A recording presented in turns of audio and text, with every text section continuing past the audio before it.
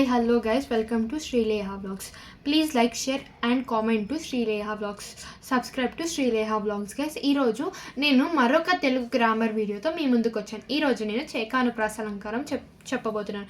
చేకు అంటే జంట, అనుప్రాసము అంటే ఒక దాని తర్వాత ఒకటి రావడం.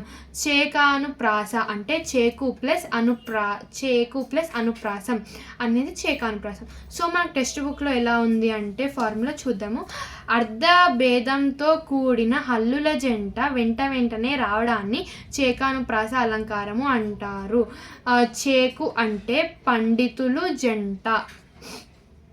అయితే మనము ఇట్లా గుర్తుపెట్టుకున్న మన బ్రెయిన్లో ఉన్నట్టే ఉంటుంది, కానీ ఎగ్జామ్లో కన్ఫ్యూజ్ అవుతామని నేను ఒక కోడ్ ప్రిపేర్ చేశాను. ఆ కోడ్ ఏంటో మీకు కూడా చెప్తాను. జనపనార యొక్క పై పొరని ఏపీలో చేకు అంటారు. ఈ చేకు జల్లిగా ఉంటుంది.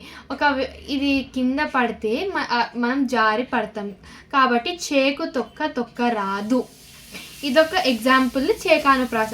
చేకు తొక్క రాదు, చేకు తొక్క రాదు. రెండు పక్కనే డిఫరెంట్ మీనింగ్స్ ఉన్నాయి. దీన్నే చేకానుప్రాస అంటారు. ఇలాంటి కొన్ని ఎగ్జాంపుల్స్ మీకు చెప్తా.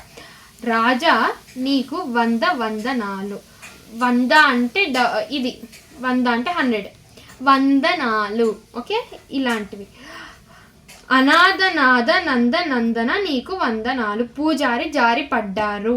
పూజారిలో జారి ఉంది, జారి పడ్డారులో కూడా జారి ఉంది. జారి పక్కనే వచ్చిన వేరే మీనింగ్స్ ఉన్నాయి కాబట్టి ఇది కూడా చేకానుప్రాస దాని ఎగ్జాంపుల్ కిందకే వస్తుంది. సుందర దరహాసం.